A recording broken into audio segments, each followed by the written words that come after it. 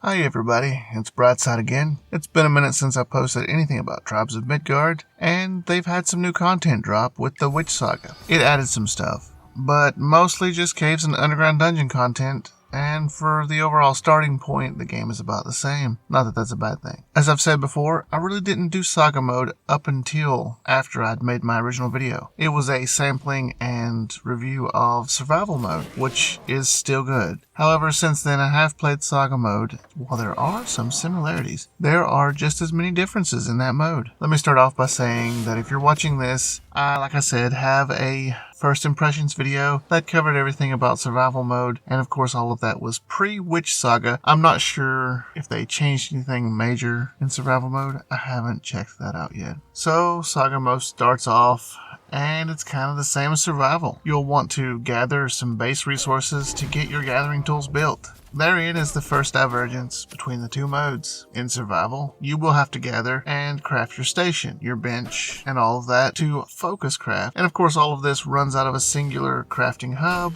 the anvil. In Saga, you do not have or need the anvil because there are already pre-placed NPCs around your tree, along with walls and 3 gates. Also, like survival, when your night and day cycle rolls to nighttime, the hell things will start popping out. However, in Saga, they will want to attack your tree far more than they do you. And they will get to those gates, they will work over your defenses, and they will get through if you aren't careful and are there to defend it. The NPCs that are stationed around your tree will break off from their location and fight the hell things after they break through the gate. But without your assistance, they won't last long. And herein is your first failure. If you let your tree die, you lose Saga mode. It helps to play in matchmaking because you can have a standard 10-player world limit, which can be adjusted, and for the most part it starts you off fresh. Sometimes a few days have already rolled by, but overall it's a starting point. This world will persist until everyone has traveled the Bifrost or otherwise left the world. When you leave the Bifrost, you are checking out of the world and giving up your spot in it. Your rewards will be given to you, and any achievements beyond that point in the world will not be rewarded to you, but only the players that are still in. The NPC can be upgraded like before, but in Saga mode, souls are a much more important currency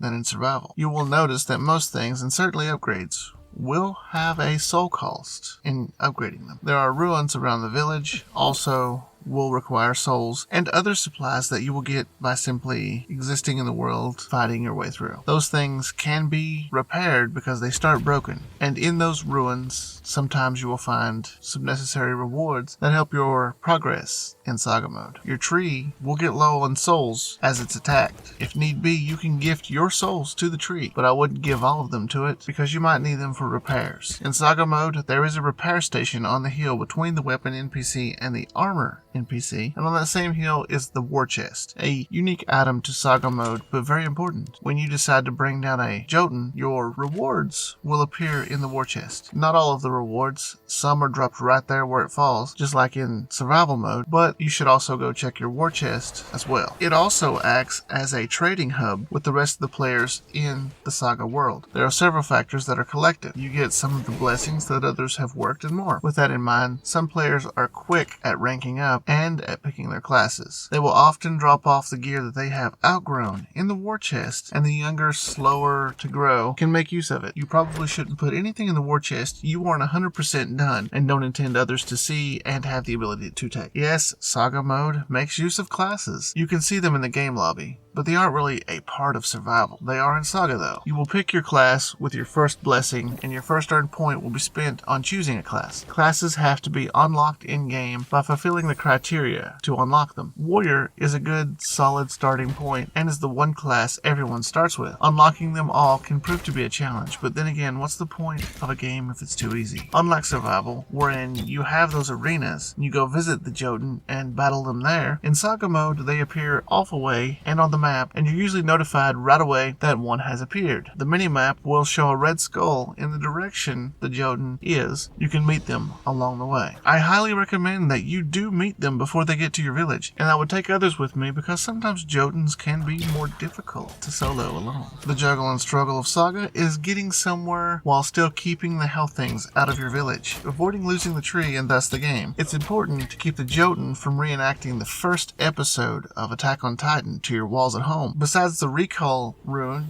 you will notice that there are a lot more portals on the map. You will have to unlock them by long holding your activation button, similar to how you open chests. Ideally, you and other players that you matchmake with will have upgraded your village NPCs, picked your classes with a diversity in mind, and will be able to overcome the challenges that you will face. If you can manage all of these things coming and still find time to do side quests, you will stay so busy that the entire session will seem like minutes instead of hours. The ease of jumping in and out of the game is pretty unique. I'm sure that every time a player drops out, someone rolls their eyes, but some players don't have the time dedicated to a long play. Plus, there's a chance that other players might enter your world. There's a notification on screen over to the left whenever someone upgrades anything, destroys a Jotun, when a Jotun appears, when someone chooses a class, and even tells you what they choose. This keeps you well informed of everyone else's activities. Compared to survival, the growth pace is insane because you have to get ready to battle giants and god killers pretty fast in Saga. It does tend to slow down once you've established a class, but not to a crawl.